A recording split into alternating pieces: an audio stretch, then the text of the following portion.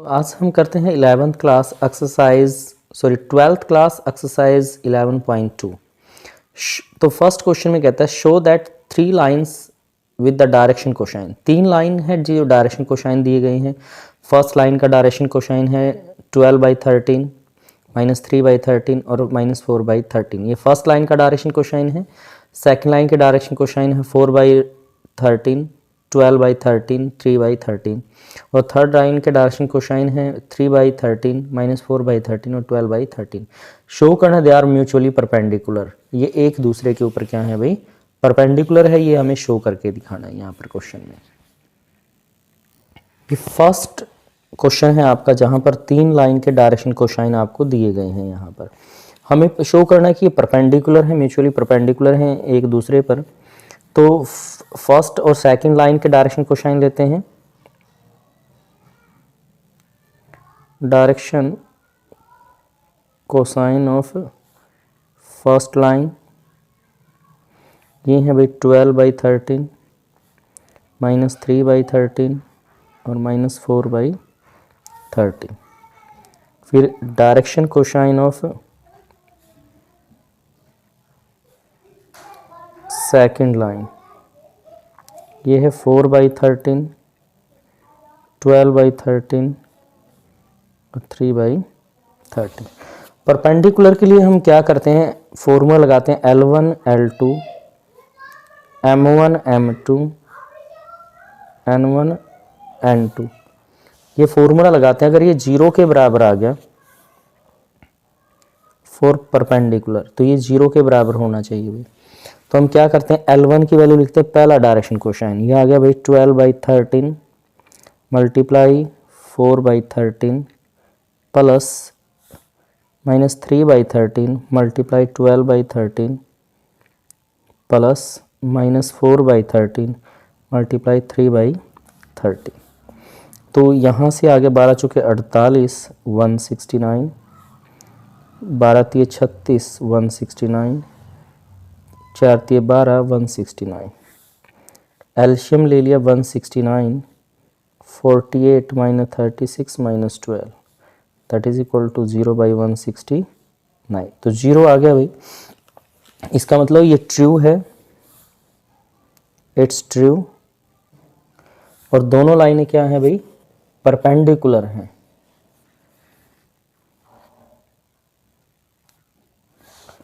तो ट्रू आ गया तो हम लिखेंगे 2 लाइन्स आर परपेंडिकुलर, यानी फर्स्ट और सेकंड लाइन क्या है, परपेंडिकुलर है यहाँ पर क्वेश्चन में। फिर अब सेकंड और थर्ड का ले लेते हैं। Direction cosine of second line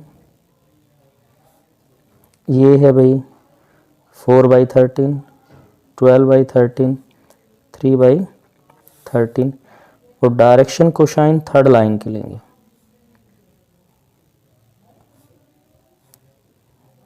third line 3/13 -4/13 12/13 ले लिया आपने यहाँ से। फिर फॉर परपेंडिकुलर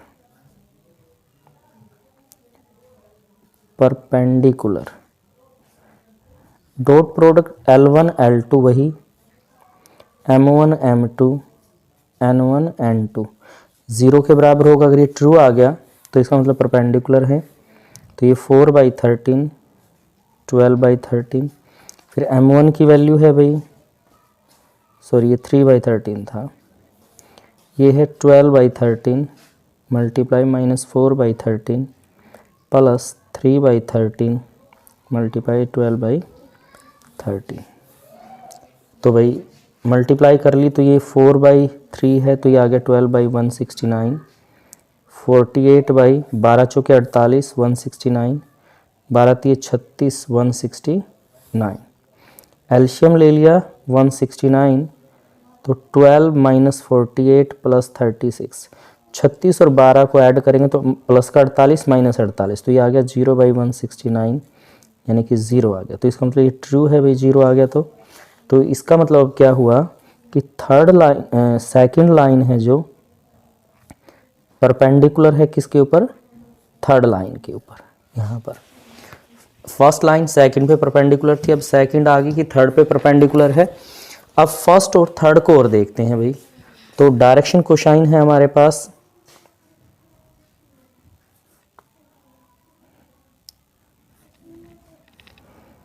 फर्स्ट के ले लेते हैं पहले। फर्स्ट लाइन 12/13 -3/13, ये -4/13।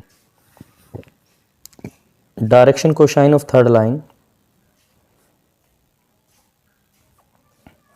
तीसरी लाइन की है भाई। तीसरी लाइन के आपके पास हैं 3/13 -4/13 और 12/13 यहाँ से। तो फिर वही परपेंडिकुलर का जो फॉर्मूला हम यूज़ करते हैं वही यूज़ करेंगे। L1 L2 M1 M2 N1 N2। L1 की वैल्यू यहाँ रख लेते हैं 12/13 है, ये 3/13 आ गया भाई, प्लस -3/13 मल्टीप्लाई -4/13 प्लस -4/13 मल्टीप्लाई 12/13 है यहाँ पे क्वेश्चन में। तो आपके पास आ गया 36/169, माइनस माइनस प्लस हो गया 12/169 और ये माइनस का 48/169। तो एलसीएम लिया 169, 36 + 12 -48। तो ये आपका भाई 0 आ जाएगा 0/169 क्वेश्चन में। तो इसका मतलब 0 ही आ गया है आपका। तो ये 0 आ गया भाई। इसका मतलब है कि जो फर्स्ट लाइन है वो परपेंडिकुलर है भाई थर्ड लाइन पर। तो अब क्या लिखें यहाँ पर, hence these 3 line are mutually perpendicular.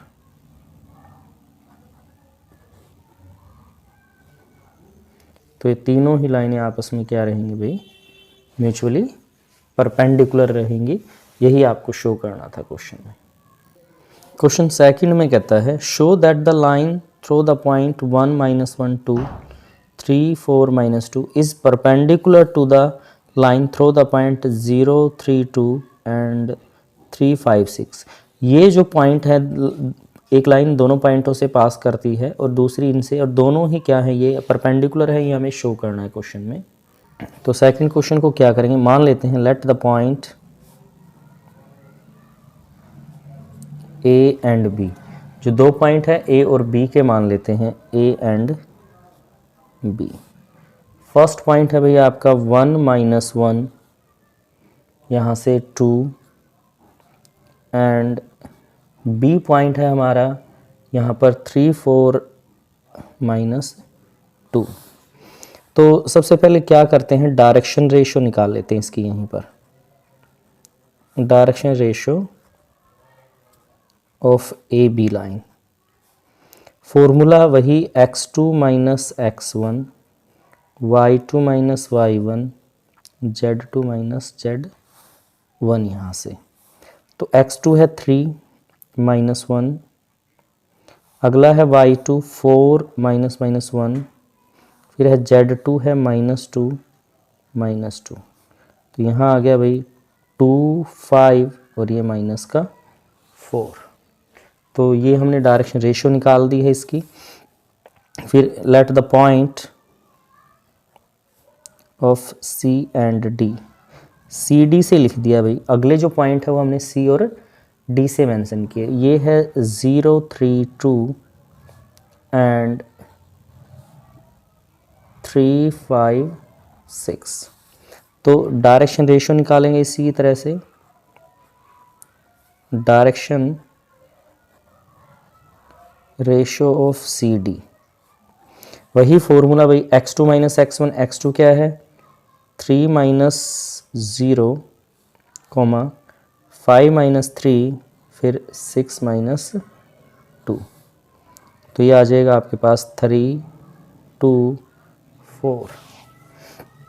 तो 3 2 4 आ गया। अब यहाँ से बात करेंगे इफ़ ए बी अगर परपेंडिकुलर है,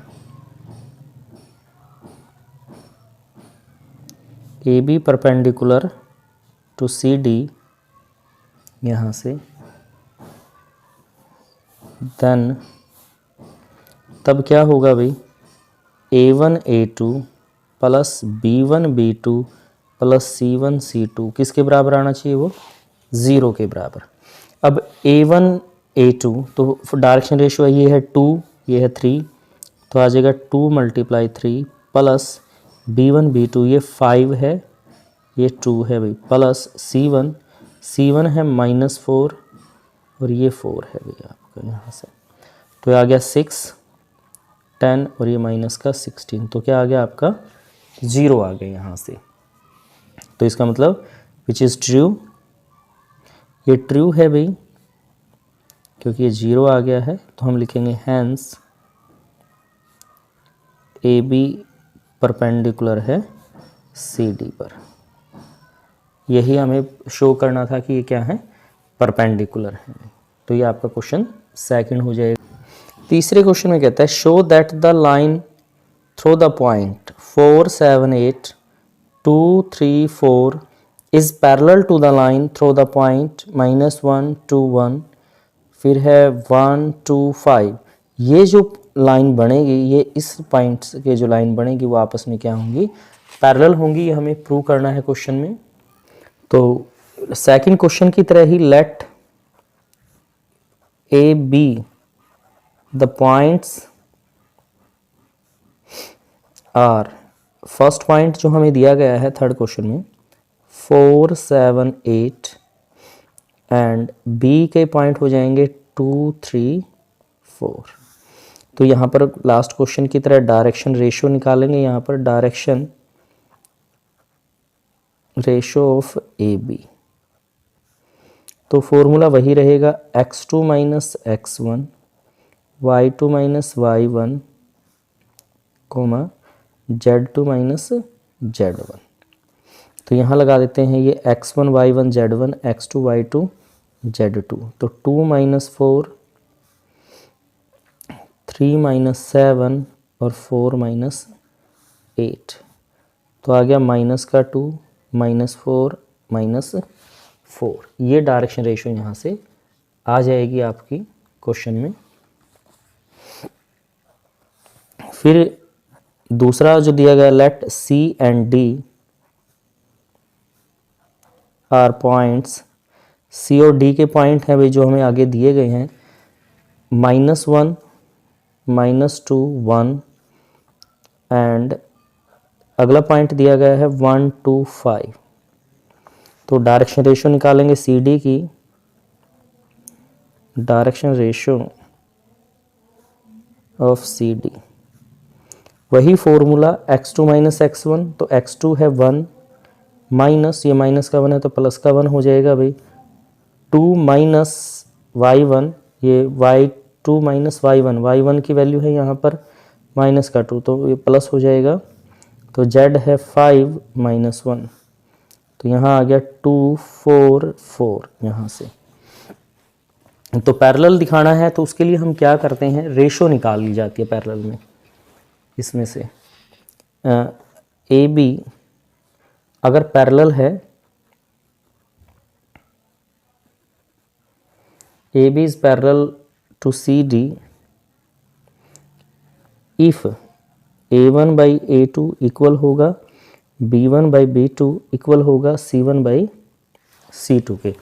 अगर ये रेशो इक्वल आ गई आपकी तो इसका मतलब है ये दोनों पैरेलल हैं। तो सबसे पहले A1 बाई A2 निकालते हैं हम यहाँ पर। तो A1 फर्स्ट है हमारा -2 और इसकी रेशो 2 आ गई तो कट जाएगा, यानी कि आ गया माइनस का 1। तो B1 बाई B2 निकाला फिर आपने, अगली रेशो -4 बाई 4 माइनस का 1 आ गया। फिर C1 बाई C2 निकाला आपने -4 बाई 4, तो ये भी माइनस का 1 आ गया। यानी कि यहाँ हो गया आपके पास जो रेशो आई है सेम आ गई है, A1 बाई A2 आ गया B1 बाई B2 और आ गया है इक्वल C1 बाई C2, जो किसके बराबर है -1 के बराबर है। तो रेशो क्या है इनकी, दोनों लाइन की सेम आई है। तो तो आप लिख देंगे हैंस ए बी जो लाइन है पैरेलल है भाई वो सी डी के। यही हमें प्रूव करना था, इस क्वेश्चन के अंदर दिखाना था। फोर्थ क्वेश्चन में कहता है find the equation of line which passing through the point 1 2 3 and it's parallel to the vector. ये पासिंग पॉइंट है और इस वेक्टर के पैरेलल है। यहाँ फोर्थ क्वेश्चन में क्या कहता है, पासिंग पॉइंट दिए गए हैं भाई आपको,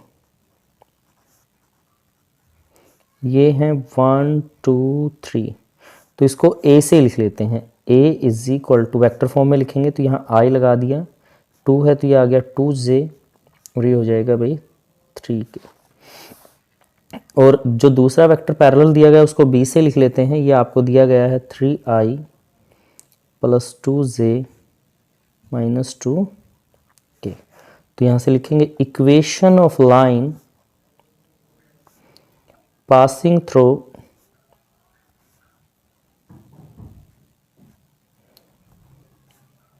a and parallel to b के पैरेलल है। तो इक्वेशन ऑफ लाइन का फॉर्मूला था r इज इक्वल टू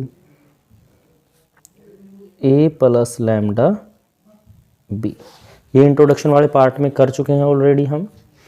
तो r as it is a की वैल्यू पुट कर देते हैं, जो पासिंग पॉइंट है वो है i 2j 3k यहाँ से प्लस लैम्डा, और b की वैल्यू है भाई जो पैरेलल आपको दिया गया है 3i 2j 2k। बस ये आपका इक्वेशन ऑफ लाइन आ जाएगी यहाँ से। क्वेश्चन 5 में कहता है find the equation of line in the vector and in the Cartesian form. दोनों फॉर्म में लिखनी है, वेक्टर फॉर्म में भी और कार्टेशियन फॉर्म में भी। That passing through the point with the position vector, ये पासिंग पॉइंट है 2i minus j plus 4k and it is the direction of, और डायरेक्शन है भाई i 2j माइनस k, इसकी डायरेक्शन में रहेगा। देखिए क्वेश्चन 5 में पासिंग पॉइंट के वर्टेक्सेस दिए गए हैं आपको यहाँ से, या आप ये कह सकते हैं कि पासिंग वेक्टर आपको दिया गया, इसको a से लिख लेते हैं। ये आपको दिया गया है भाई 2i minus j plus 4 in the direction of vector. Direction of vector आपको दिया गया है, इसको b से लिख लेते हैं। ये है i 2j माइनस k। तो बात करेंगे इक्वेशन ऑफ लाइन की। इक्वेशन ऑफ लाइन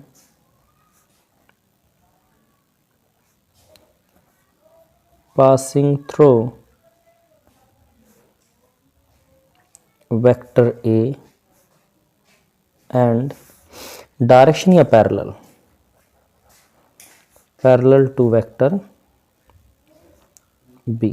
तो फॉर्मूला होता है, वेक्टर फॉर्म है A प्लस लैम्डा B।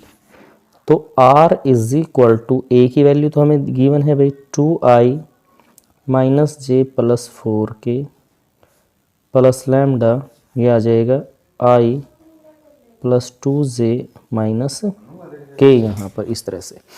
तो ये वेक्टर फॉर्म है। अब हमें इसकी कार्टेशियन फॉर्म भी बनानी है क्वेश्चन की। तो कार्टेशियन फॉर्म के लिए क्या करेंगे हम यहाँ से, तो ये वेक्टर फॉर्म है, एक क्वेश्चन का आंसर तो ये हुआ हमारा। फिर हमें इसको कार्टेशियन फॉर्म में बदलना है भाई। तो उसके लिए क्या करेंगे, r है जो हमारा, r को क्या लिखेंगे भाई xi yj zk, इस तरह से लिखे जाएगा r जो हमारे पास है वेक्टर में इस इक्वेशन में। इस इक्वेशन में पुट कर दें हम, तो r की जगह आ गया xi yj zk। ये है भाई 2i minus j plus 4k, यहाँ lambda i 2j minus k। इसको इधर ले आए, xi yj zk minus 2i minus j plus 4k is equal to lambda i 2j minus k. तो देखिए यहाँ से इकट्ठा लिखा जाए तो ये लिखा जाएगा x माइनस 2i, ये आ जाएगा y प्लस 1j और z minus 4k is equal to lambda i 2j minus k. यानी कि कंपेयर करके लिखा जाए अगर दोनों तरफ, तो हमें वैल्यू निकालनी है equating the coefficient, equating the coefficient of i j k. यहाँ से आ जाएगा x minus 2 is equal to lambda y plus 1 is equal to 2 lambda और भाई z minus 4 is equal to minus lambda.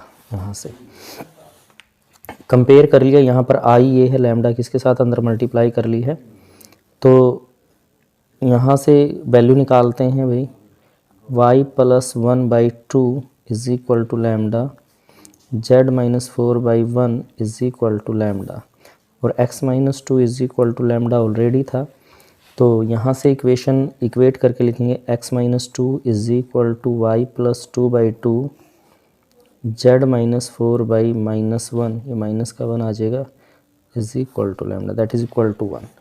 तो ये आपकी कार्टेशियन फॉर्म हो जाएगी भाई इक्वेशन की, जो यहाँ लिखी गई। लैम्डा को यहाँ से छोड़ देंगे क्वेश्चन में, यहाँ इस तरह से।